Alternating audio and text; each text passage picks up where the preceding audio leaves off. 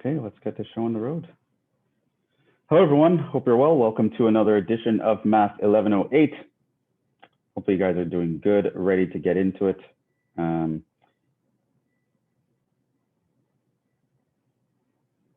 to have some fun today.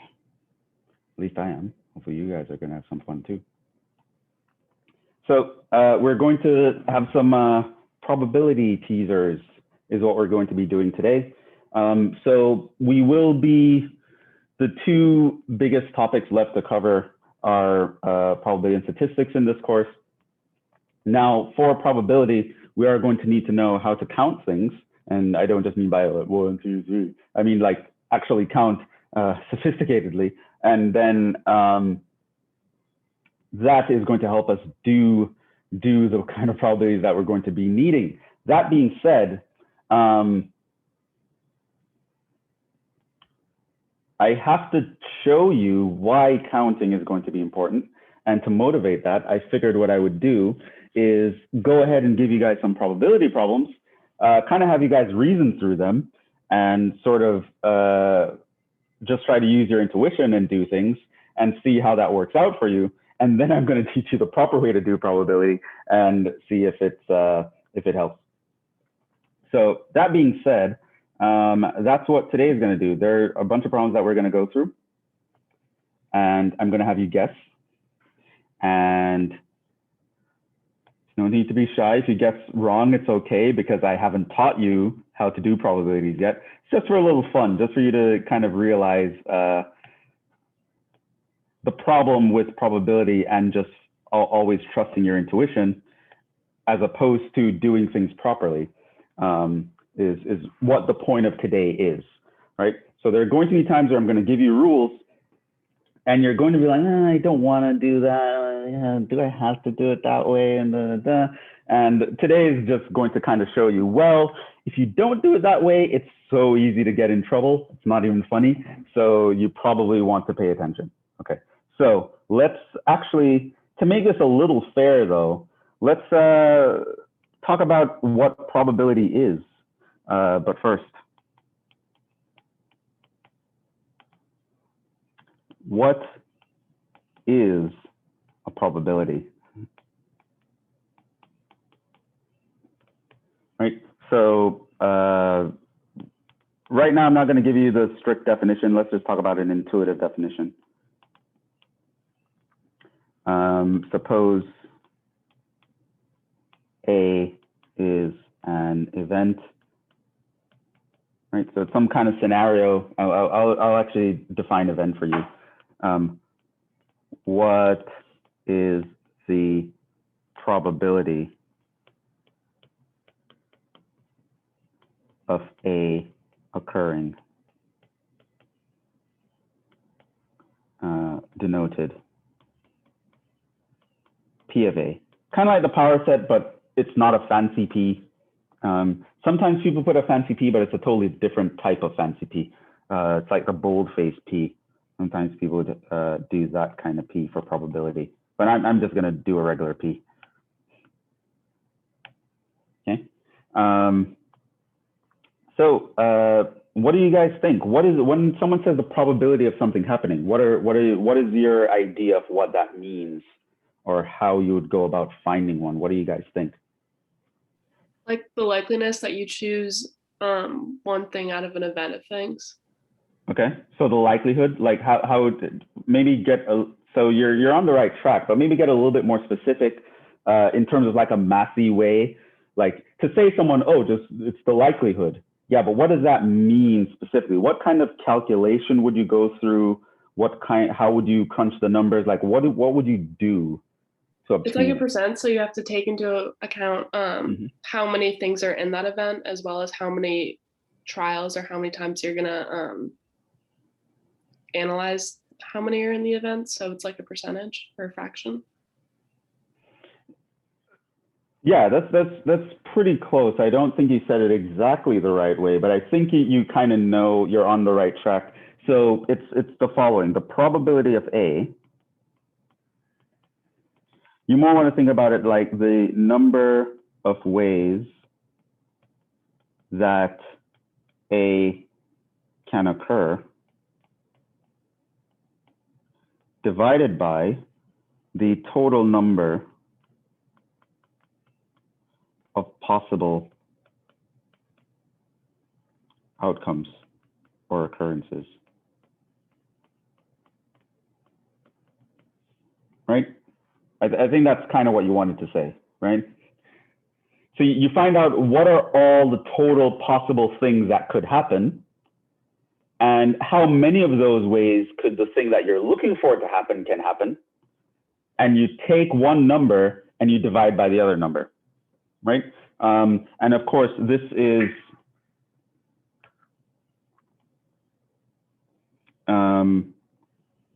in some specific context, right?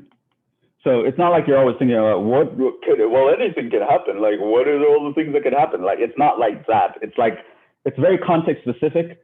You're focused on a certain kind of thing. You know, only certain things can happen within that scenario. And you're trying to find the probability of something, a certain specific thing happening. So for example, you flip a fair coin. What is the probability it shows up heads? Okay. So that's it, right? You have a coin, could be a quarter, could be whatever. You flip it, catch it, right? What are the chances, the probabilities, right?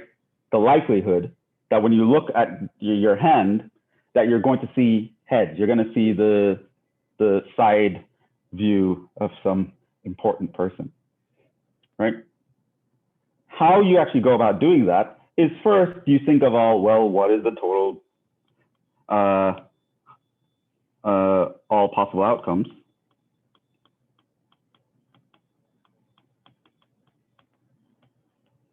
Well, you can get heads, which we can call H, and or you can get tails, which we can call T, right? So this means that the total number of possible outcomes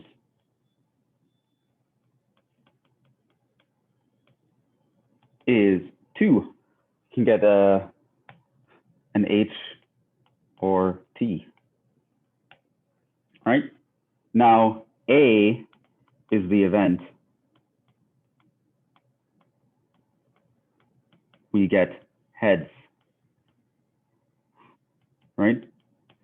So this means total number of ways A can happen.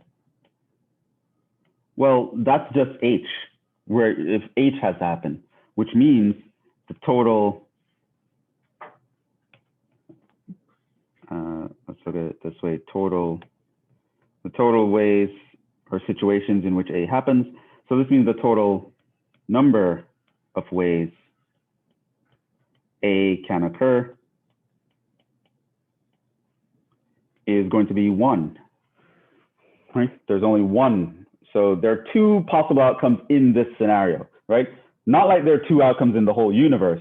When it comes to the context of flipping a coin specifically, there are 2 possible outcomes for us, right? Now, what we are looking for to get heads, there's 1 possible way for that to happen. So this means the probability of getting heads, which is the probability of A, is going to be 1 out of 2. It's going to be like 50%, right? Those are the chances or the likelihood that you'll get heads when you flip a coin.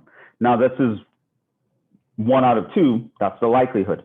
It's the number of ways that this can happen divided by the total number of possibilities, right?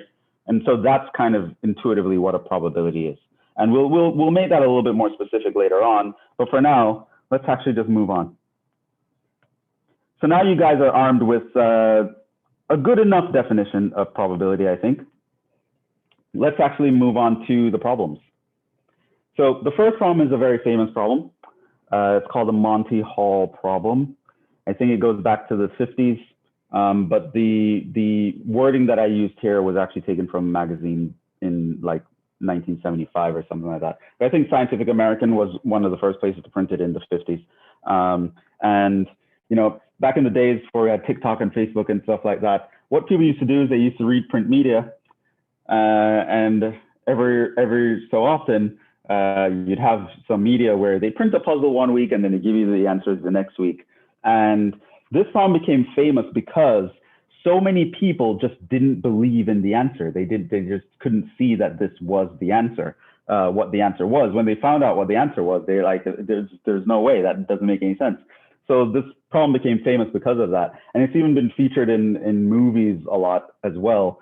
Probably the most famous movie I would say it was featured in was in a 2008 movie, I believe it was called 21. Really like that movie, actually. Good movie about a group of MIT students who go to Vegas, play blackjack, and they they break the bank. They count cards, and they got a lot of money because of it. Okay, so that was a movie about that scenario. But in that movie, there was a scene in a classroom where the professor was in a probability class, and they're talking about this kind of situation, right? So this is called the Monty Hall problem. Monty Hall was a very famous game show host. And now, suppose you are on a game show.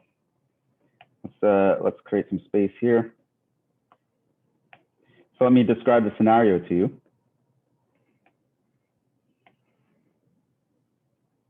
Okay, this is you.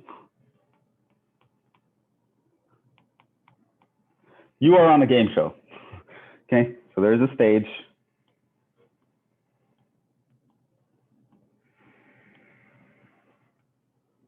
Yeah. There are 3 doors. Door number 1, door number 2, door number 3. Monty Hall is up here on the stage, and he's like, pick a door. So this is Monty Hall, the host. And he says, pick a door. Right? So the game is, behind the doors there are prizes, and whatever door you pick, you get the prize behind that door, right? So you're like, I picked door number 1, Monty.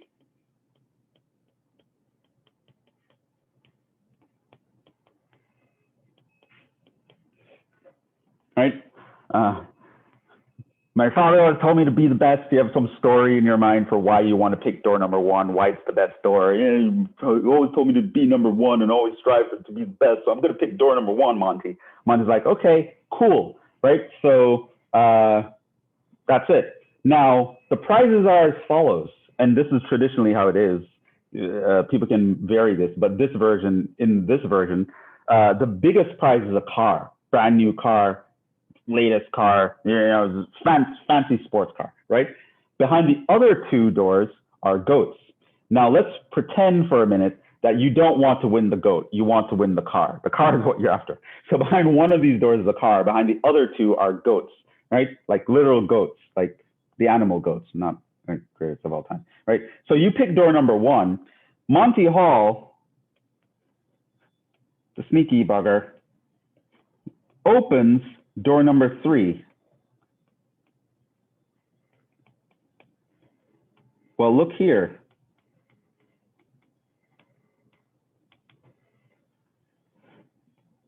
Man, he shows you a goat. And then he says, do you want to change your answer?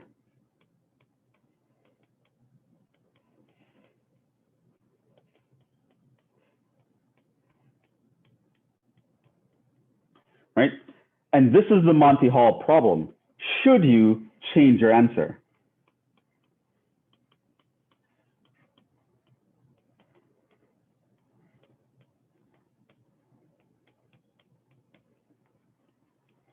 should you actually switch doors? So that's the scenario. You're on a game show. There are 3 doors. One of them has a car. In terms of probabilities, that would mean the chances of getting a car is like 1/3, 1/3, 1/3, right? There's one of these possibilities that have a car out of 3 total possibilities.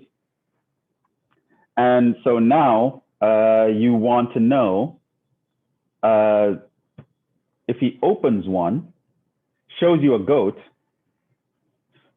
do you change your answer? Right, so now you're like sweating. Okay, so what do you guys think? Now there are all sorts of thought processes that went into this, that they said right now, well, it's a 50-50 chance. So some people are of the opinion that it doesn't actually matter whether I change my answer or not.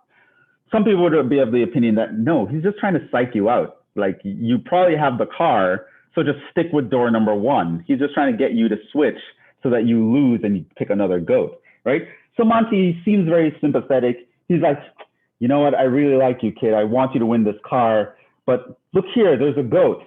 It could be a goat behind door number 1. I don't want you to go home with a goat. So you know what? I'm gonna give you a chance to switch your answer. Tell me right now if you want to switch to door number 2. We'll switch you to door number 2. And if the car's behind there, great. You go home happy. I'm happy that you're happy. We're all happy. This is what I want, right? So he gives you the chance to switch from door number 1 to door number 2. Now the question is, should you, right? Shouldn't you stay with door number 1 because maybe he's just trying to psych you out? Or should you switch to door number 2 because you know he's trying to psych you out? Or maybe it doesn't even matter whether you switch or not. So should you switch? Does it matter? What do you guys think?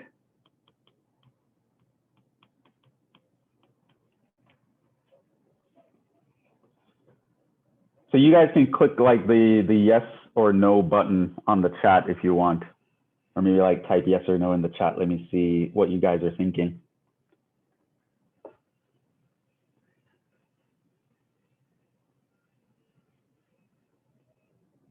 No, don't switch.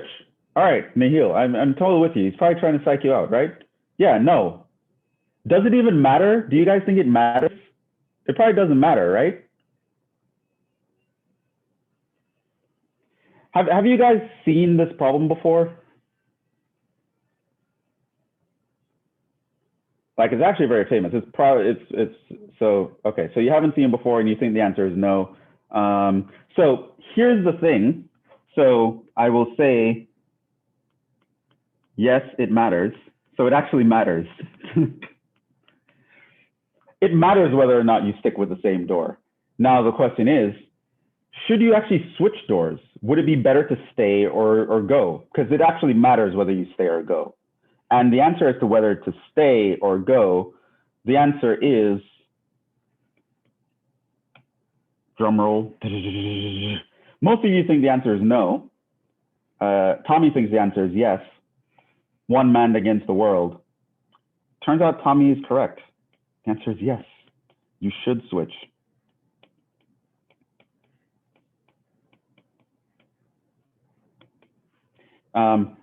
Switching doubles your chances of winning.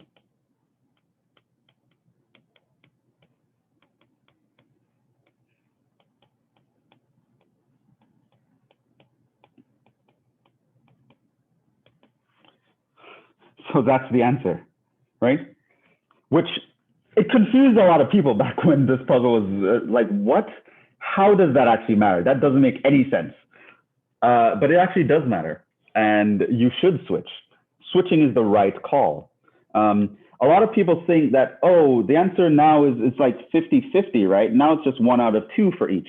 And it turns out that that is actually incorrect. It turns out that you still have a 1/3 chance here, and the 2 where you had a 1/3, now the 1/3 from here actually is now becomes 0, and it actually added to the second door. So it turns out now, actually, there's a 2/3 chance here, actually. And still behind the door you originally picked, there's the 1/3. Yeah, it turns out you're actually twice as likely to win the car if you switch doors, which not very intuitive to a lot of people, which is why I went down to asking, do you really understand what a probability is? Let's actually decide what it is, and then we can move on. Because if you take this definition of probability that we have here, then the answer is you should switch. That is the more reasonable answer. There are two problems that are equivalent to the Monty Hall problem. Also, this second one is also very famous. It's called the three prisoners problem. You have three prisoners. They're all sentenced to execution by the electric chair, prisoners A, B, and C. The governor wants to pardon one of them at random to save electricity or whatever. So he's like, okay, I'm going to pardon one of these dudes. So prisoner A, he's worried. Now he's like, oh man, there's a 33% chance. There's a 1 in 3 chance that I'm going to die tomorrow, or there's a 1 in 3 chance I'm going to live tomorrow. That isn't great. You know, there's a 2/3 chance I'm going to die tomorrow. This is not awesome. So, you know, all the prisoners are worried about this, understandably. So then prisoner A goes to the warden. He says, come on, man, I just want to sleep better tonight. Just give me some information on what's going to go down. The warden says, well, I can't tell you who lives, and I don't really want to tell you about your own fate because you might freak out. And if I tell you who's going to live, you might retaliate on that guy and whatever. So it's just really not my place to say. So here's what I'll tell you. B is one of the people who is going to be executed, or some sources say pardoned, right? And so, no, he actually tells them B is going to be executed. And so now A feels a little better. So now he's like, oh, I know B is going to die, which means it's now a 50-50 chance between me and prisoner C. So my chances just went up from 33% to like 50%. I can rest a little easier. And it turns out that that's not the case. That's kind of the interpretation that people would have here, that things change to a 50-50 chance, but it actually doesn't. It turns out that the position that A is in, his chance is still 1/3 of surviving, whereas now prisoner C's chance is 2/3. The probability moves to prisoner C. So when prisoner A goes to prisoner C and says, hey, I heard that, you know, B is one of the people who are going to be executed, that means there's a 50-50 chance between you and me. Prisoner C looks at him like, I don't think that's quite true. Well, he doesn't say this out loud, of course. He doesn't want to burst prisoner A's bubble. So he says, I don't really think that's true. I'm pretty sure that your chances of surviving is still 1/3, but my chance is just double. This is actually good news for me, which is counterintuitive that A's chances don't change when he's the guy who found out the information, but prisoner C's chance is actually doubled, right? It turns out the solution to this is the same as the solution to the Monty Hall problem. Another very similar problem is the problem posed by Bertrand Russell. Remember that guy, no, not Bertrand Russell, Joseph Bertrand, where you have 3 boxes. Each box has 2 coins in it. One box has 2 gold coins. One box has 2 silver coins, and one box has 1 gold and 1 silver coin.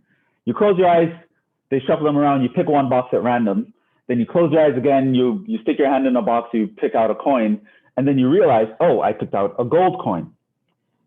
What are the chances that the other coin is gold? You pick the box with the 2 golds.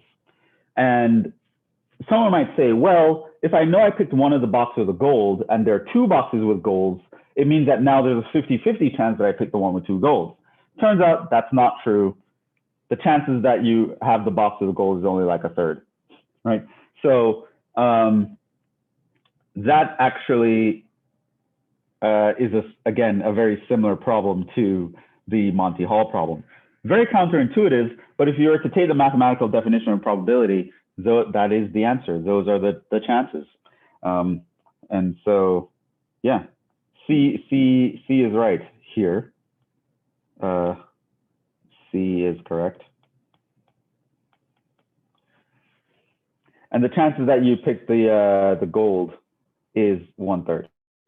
So now, yeah, very counterintuitive, but I'll show you why that's the answer pretty soon. Today, we're just doing teasers.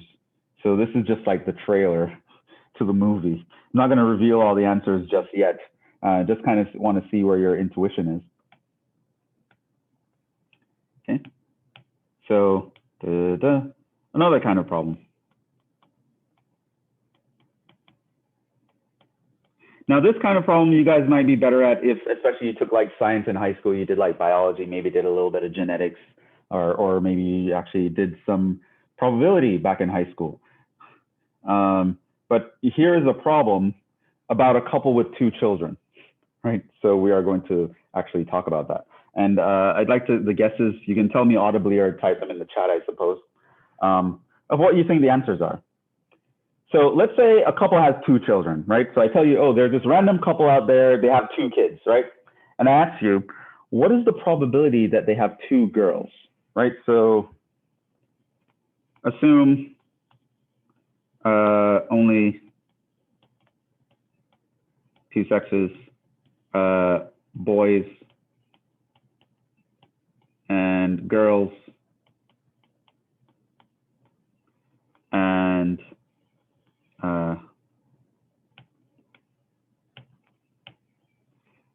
they are equally likely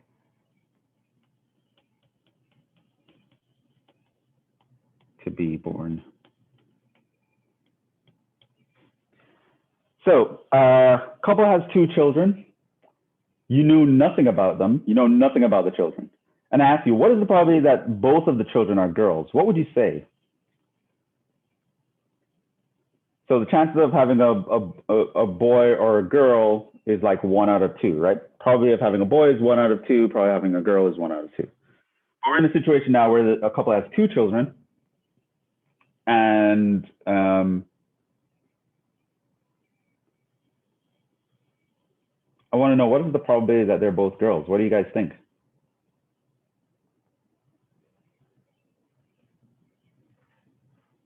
What is your guess here? Maybe tell me about why. 1 out of 4? What's your reasoning for that? Because if it's 1 out of 2 for just being like one gender, if it's going to be 2 of the same genders, then I just multiplied them together. Why would you multiply? I don't know. That was just kind of my instinct to do that. Your instinct? Okay. Yeah. So there's a time when you need to multiply, and there's a time when you shouldn't. Do we know that for a fact that this is the time to multiply? I don't know, but the answer is 1/4. Okay, so that is correct. And you might be very happy with where you are now intuitively, but let's actually get through the rest before we start to celebrate. Let's go to part B.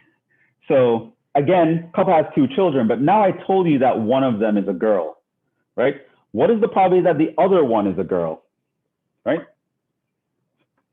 So we know one is a girl.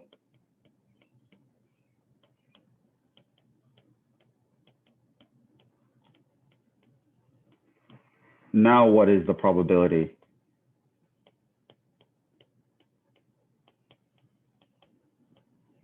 Of 2 girls. So I told you the sex of one child. It's a girl for sure. So now you don't know the sex of the second child. So now I ask you, what are the chances that they have 2 girls now? What would you say?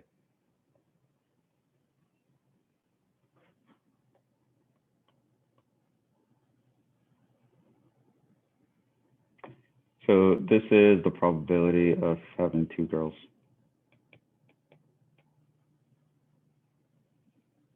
What is the probability of 2 girls now?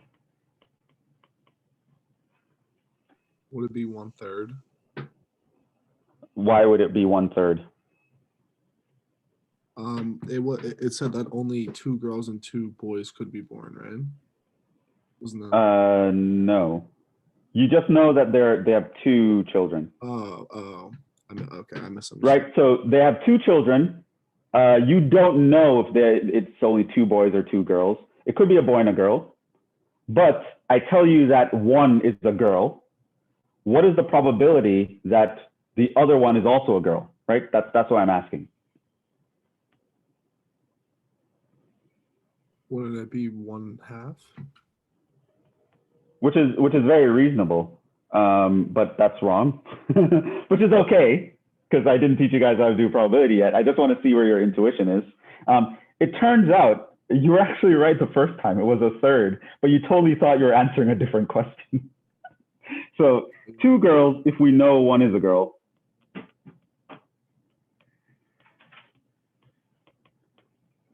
It's actually 1/3. That changes the context. It changes all the possibilities. And it turns out now it's actually a third. A lot of people think, well, if I know one is a girl, then I just have to figure out whether the other one is a girl or a boy. And there's a 1 out of 2 chance it's a girl. So it should just be 1 out of 2, shouldn't it? Yeah, very reasonable, also very wrong. Doesn't match the definition of probability. What about C? What if you know the older child is a girl named Freuda? Okay, so her name is Freuda, right? What are the chances now the other is a girl? So I told you one is a girl. Her name is Freuda. What are the chances that the other one is a girl?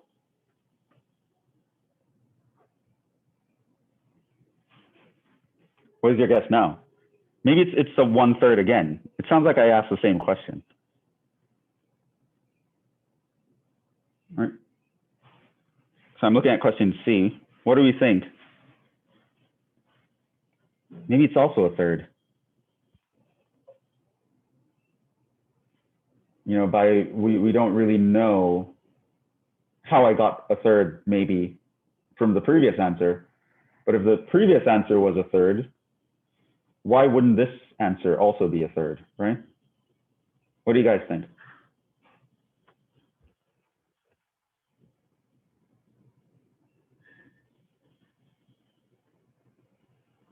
Guesses?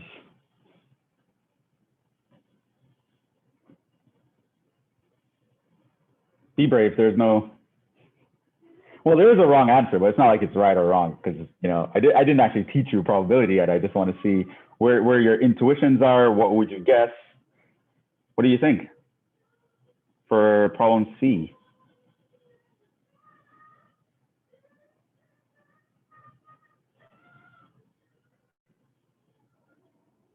Just hazard a guess, because we do have some other problems to go through after this one.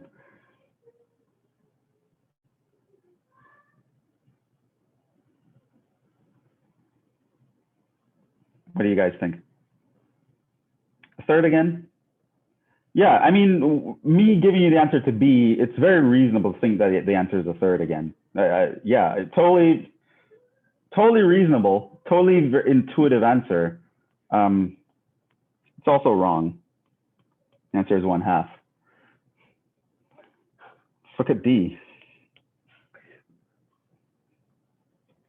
Right, which is kind of the point, right? This is the point. Like when I'm teaching you guys how to count and how to find probabilities, there are going to be times when you're like, do we have to go through all that? And the answer is yes, because your intuition can really lead you astray here, especially if you know answers from other situations that might influence your answers in this situation, whereas really you're not really in the same situation. So I want you guys to really get this. Me getting to mess with you guys is just a side benefit. Okay, so here's another question. What if you know one of the children is a girl born on a Monday? What are the chances that the other one is a girl now? Does it even matter what day the girl is born on?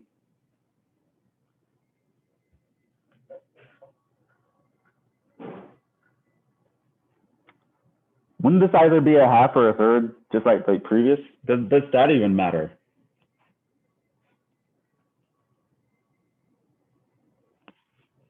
What do you think the total possibilities are now? What would the denominator be in situation D? What do you think?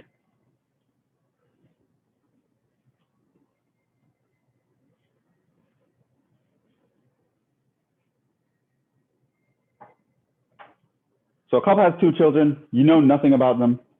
I come to you and I say, hey, one of the children is a girl born on a Monday, and ask you, what are the chances that the other child is a girl?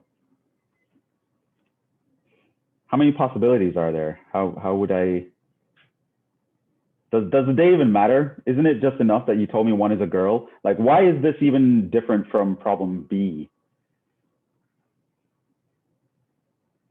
What do you guys think?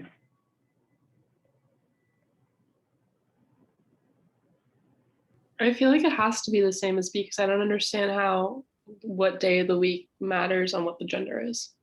Yeah, and that's very reasonable. Don't get me wrong, but it is wrong. It's 13 out of 27.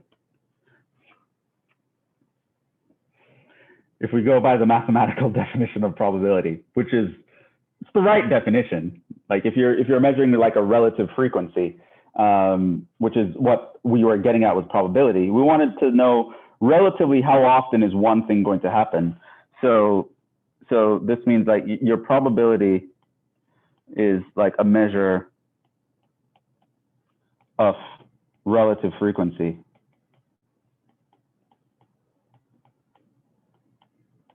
Out of the total number of ways something can happen, how many ways is the specific thing that I'm looking for can happen? And I divide that number by the total number of ways. That gives me what we call a probability. Turns out in this case, probability should be 13 over 27. So all of the answers to this question are different. A lot of people think they're the same. A lot of people choose a half for most of them, but it's actually not true. And then when some people figure out that the answer to B was a third, they might be influenced in thinking that the answer to the next three is a third, but that's also not true. Okay, let's switch it up. Let's get away from these couple with two kids. They're confusing us. You have 4 playing cards. 2 are black, 2 are red, right? Random playing cards. You shuffle them, you pick 2 at random, you close your eyes, you pick out 2, and I ask you, what is the probability that both cards are the same color, right? Now, at first, this might seem to you like it's very similar to the 2 children's problem, and I guess in some ways it is. You know, you want to see what are the chances that you would have like 2 of the same thing. What do you guys think are the chances here? You have 2 black cards, 2 red cards. You pick 2 at random. What are the chances that you pick 2 cards of the same color? You either pick 2 reds or 2 blacks. What do you guys think? A half? A quarter?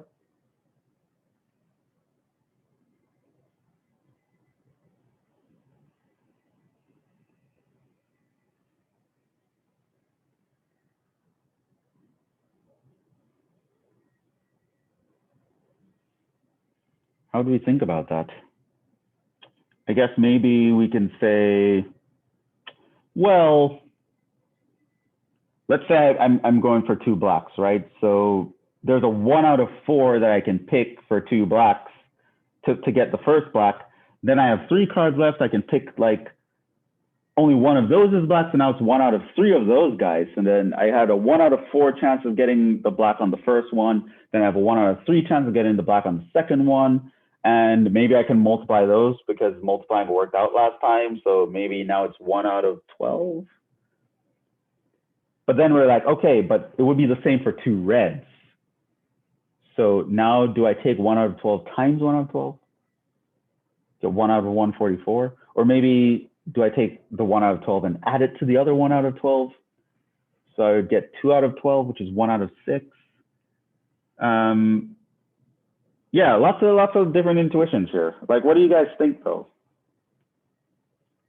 Let's make a guess quickly. What do you guys think? Give me your intuitive answer.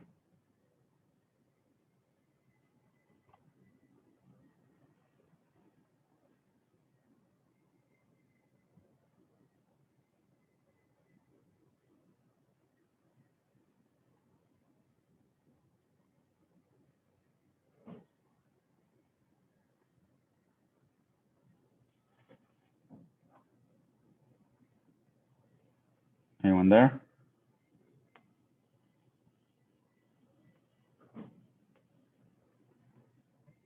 What's your answer here?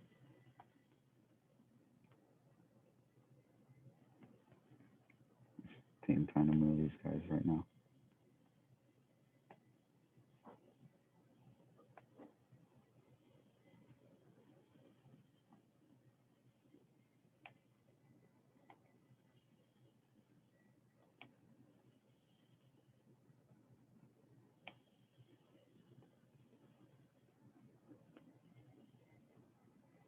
Well, what do you guys think?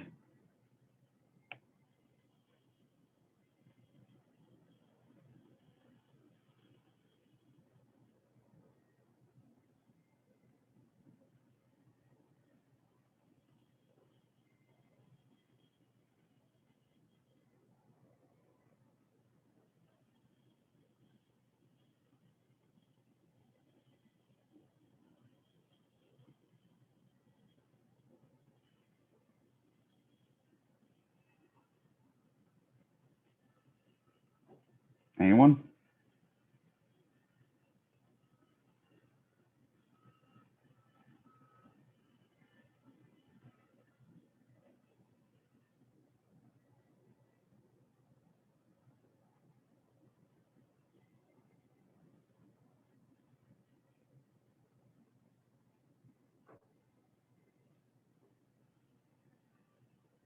Are you guys there? Because I don't even like see anyone on the on camera or anything. You know, you guys left. Like, this is too much. This math is too weird for me, man. I'm out of here.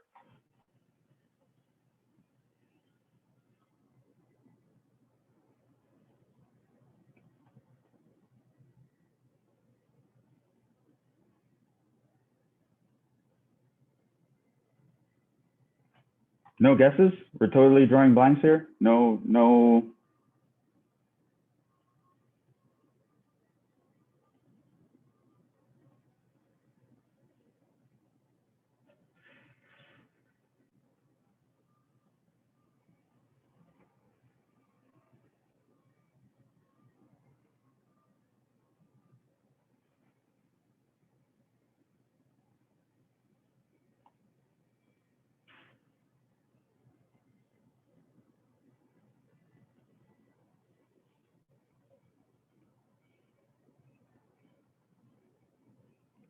Are you guys still here? Yeah, we're still here. Okay, so why is no one guessing?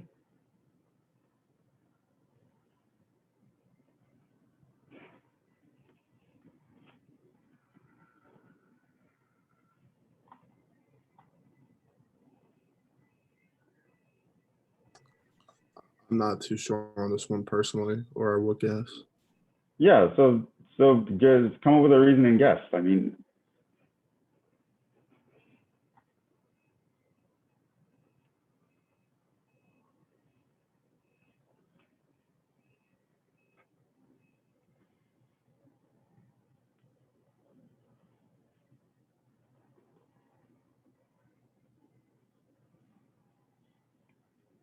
like, I mean, this is something that I've brought up with you guys before, like earlier, way earlier in the class, like lecture 1 or lecture 2, about like even in in-person classes, like engagement is super important.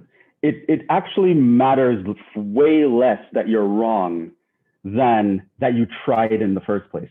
And it matters a lot. Like, you can change nothing about your study habits outside of class, but the only thing you change is to just try to answer questions more in class, and your grade will automatically get higher. It's amazing how it works, but it's true, right? Like, engagement is super important. It's even more important now that you're online and you're not in person anymore. A lot of students have trouble with online learning, but they totally misdiagnose why they have trouble.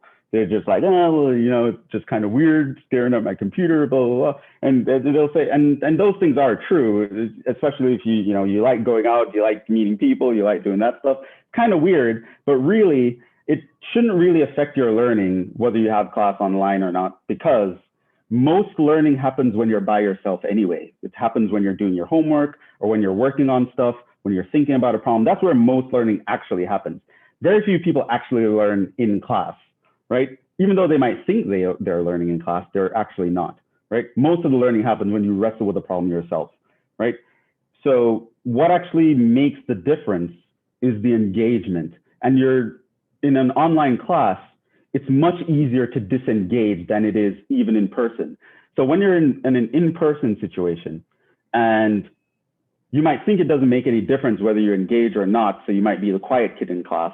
But in some level, your brain is engaged because you're all sitting in a room, there's environmental reinforcement, everyone around you is staring in one direction, looking at one person, focusing on that, taking their notes. There's like this environmental reinforcement that engages your brain on some level. And so, yeah, going to class, you are going to pick up some things, right? When you're online, though, that doesn't exist. You're probably in your pajamas, you know, no one's really doing anything around you. You kind of just have this screen, which is easy to just click on another tab or just, you know, start daydreaming. It's actually super important that you talk back to me when I ask you a question. It doesn't actually even matter whether you're wrong or not. Just the engagement itself is going to be beneficial, because then when you're wrong and I can tell you why you're wrong, now you've learned something. Now you can go back and you can figure out, okay, all right, so I saw where my intuition was.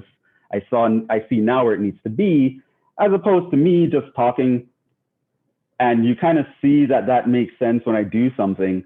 And in hindsight, it's always going to make sense because mathematics is logical. So if I show you the full solution, a lot of the times you're going to feel like, yeah, that makes sense. But the thing is, if your intuition is messed up, you would never have known to take those steps that I took.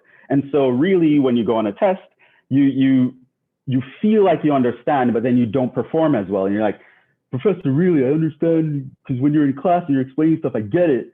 But maybe I'm just a bad test taker, or maybe it's test anxiety. I mean, you misdiagnose the problem. It's none of that. It's you don't engage. You never actually tell me what your intuition is so I can guide you in the right direction, right?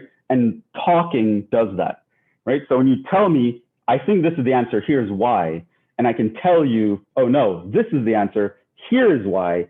Now you understand, oh, I should think about things this way. And now you actually know how to construct answers yourself. And literally if you change nothing else about what you do in your life outside of class, you're automatically better for it. You will automatically have a higher grade, guaranteed. Like it's not even funny, right? Engaging is super important. Even if you're wrong, even if you're not sure, speak. It's super important. I cannot stress that enough. Like I would take half a class to stress that if I could, but I would never actually get through the syllabus if I did that. But it's that important, right? So if I ask you guys, okay, give me a guess. Tell me your intuition. Tell me your idea. It's very important that you actually just guess. It doesn't matter if you're wrong. It really doesn't, right? If you're right, great. You now know your intuition was correct in this situation, and so you know you don't have to change anything. If you're wrong, great, because now you know your intuition was wrong, and you know before a test comes up, so you can fix it before the test comes up, and you'll get a better grade when it actually matters, right? In either scenario, you speaking helps you. You staying quiet can hurt you, because if you have some misconception that you never actually voiced to me and I don't know it's out there, then I'm probably never going to actually touch on that misconception, right? I'm just probably going to just teach, just talk to myself, talk to the board, do what I want. And I'm throwing out all the right information, but I'm never actually attacking any of the issues that you guys are having because you're not telling me the issues that you're having, right? So I never go down that road. And then at the end of the day, you guys think you're okay because when I show you my answer, you're like, well, that makes sense, which it's math. It's going to make sense no matter what, right? Eventually, if you follow the steps, you're going to like, yeah, that makes sense. But to know those were the steps in the first place is what makes or breaks you on a test, right? When you don't have me giving you the solution on a test or on a homework, how do you know what direction to think in? You know that by making sure your intuition is on the right track. You know your intuition is on the right track by talking to someone who has the right intuition and who can verify that you have the right intuition. Anyway, we're out of time. So I wanted to actually do something else, but I'll put in the answers here. So the answer here was actually a third. This one, you can read it. You have 4 coins, you shake them up, throw them on the table, probably that 2 of them comes up heads. Seems very similar to the other problems, but it's not. This one is actually 3 out of 8. This one is actually 23. if you have 23 people in a room, it's actually more likely than not that 2 people share the same birthday. Certain intersection, you know that 25 cars pass through that intersection every minute. If I tell you, okay, start your stopwatch right now, what is the probability that 25 cars are going to pass through this particular minute? A lot of people might think, well, if I've been standing here for a week and 25 cars pass every minute, then probably around 25 is going to pass in this minute. What is the probability? 90 something percent maybe? It's actually 9%.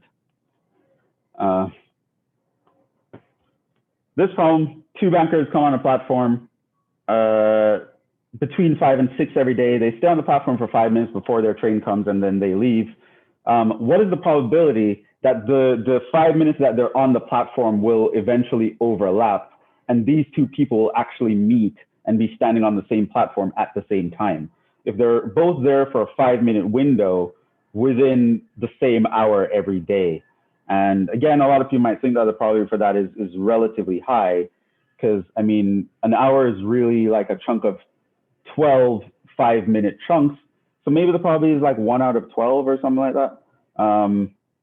It's actually a little bit less, 23 out of 144.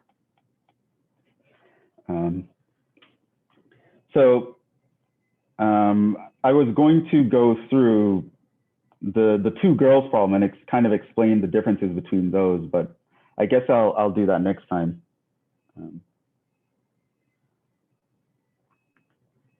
But maybe you can go through those on and tell me what you think on Friday. But for now, we'll stop there because we're already over time. But participation, it's very important. Like very, very, very, very important, like super important. Like if you were to tell me that, you know what, I would trade 2 hours of your study time for 5 minutes of talking in class, like honestly. Like if you told me you study 4 hours a week, I would say, you know what, drop that down to 2 hours and speak for 5 minutes in class, and you'll get a better grade. It's that big of a deal. I'm not even kidding. I know I stress it and it looks like I'm bothering you guys, trying to like force you to do something you're not comfortable with. But for your learning, which is kind of what I'm here to encourage and facilitate and nurture, it's better, like by a mile, like by a lot. It's very, very much better that you participate than not. Anyway, with that being said, hopefully you have a good rest of your day, good rest of your week. I'll see you guys on Friday in the next one.